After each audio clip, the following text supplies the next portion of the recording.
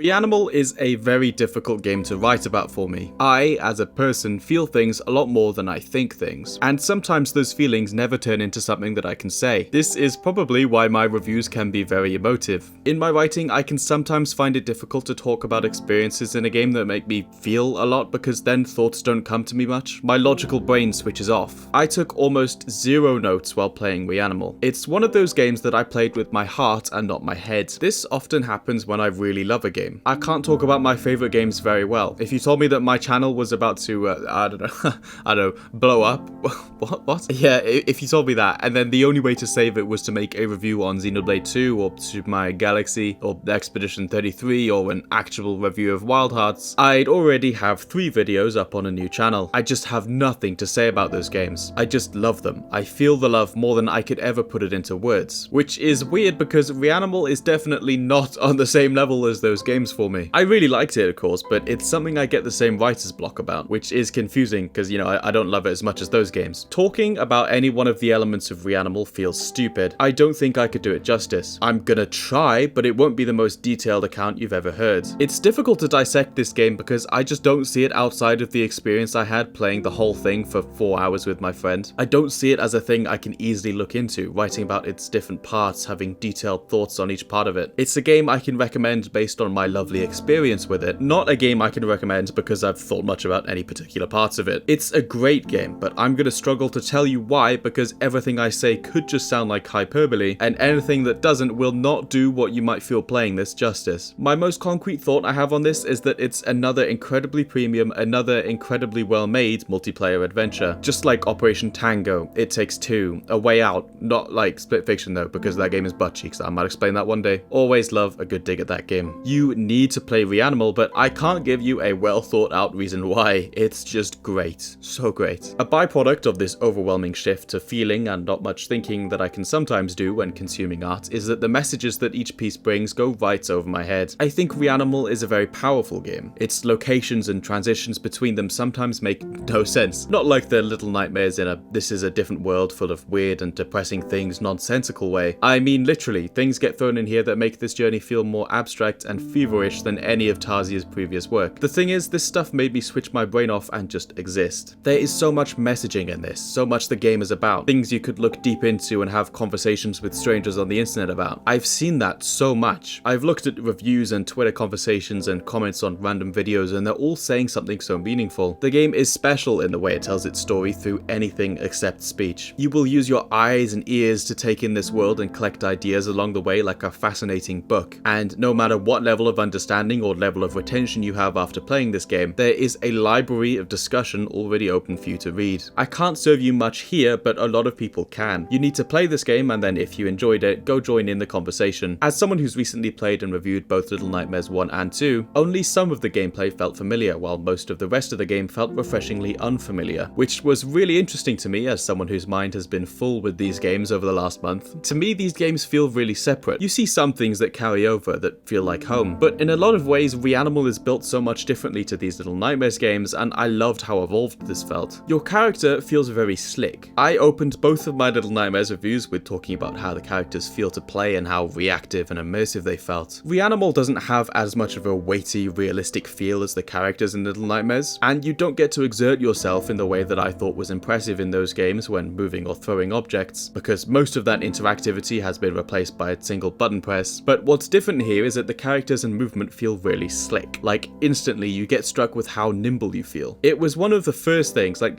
probably the first thing both me and my friend said. The change to movement feels suitable for a change to the game's explorable space. A lot of these environments let you fully walk around in a 3D space, something we only got glimpses of in the Little Nightmares games. This time, instead of walking around a small room, you can walk around a field, a rundown town. You can row a boat God of War style to different places in this lake. You still get a fair few linear sections where you have some puzzles or some enemies or some platforming, but you also get these breathable spaces that make this game formula feel fantastical. A lot of what makes this game special is the world, and that's one of the things I can't really put into words here. It's just very, very good. It's a beautiful game, from the impressive framing of so many scenes and sequences to the fidelity and impressive graphics of new to the series environments, and the use of space in each one of those. This game makes you feel small more than any of the others, but it doesn't do that from these towering humanoid creatures like the last games. It does that because the world and spectacle have such scale. This is something you'll have to experience for yourself. My mind was completely captured by the journey through these spaces and how impressive it felt to be playing through them. It's Tarsier at their best, taking everything they've learned about looming environments, artistic framing, and in this game more than any of the others, world building through more physically fleshed out environments. Another staple of these games is the audio design and soundscape. Reanimal isn't as tense as the other games, but you still get that gorgeous spatial audio design. Like here at the start of the game when this huge fan you have to go through. I unfortunately accidentally recorded my voice chat for the whole of my playthrough, so I can't play it for you, but this fan was loud and surrounded your ears like a real mega fan was blasting you. You could even hear it perfectly behind you in the next room. It's not long from there until you come to the forest and you hear these ambient sounds all around you as if you were really there. The sound of the trees moving in the wind and the rustling leaves soothing your senses. The spatial audio feels more impressive in this game because the spaces are in 3D. Sounds really feel like they're around you more than the other games have done, even though they were really impressive in that aspect. It's so absorbing. Again, it feels hard to take this game apart because it's the game's whole that made me so enchanted. I will say that I think it's a very good idea that you play this with a friend. I don't even know if playing with a friend added much in terms of the game's systems because there are only a handful of two-player puzzles, but it did add a lot of funny moments, like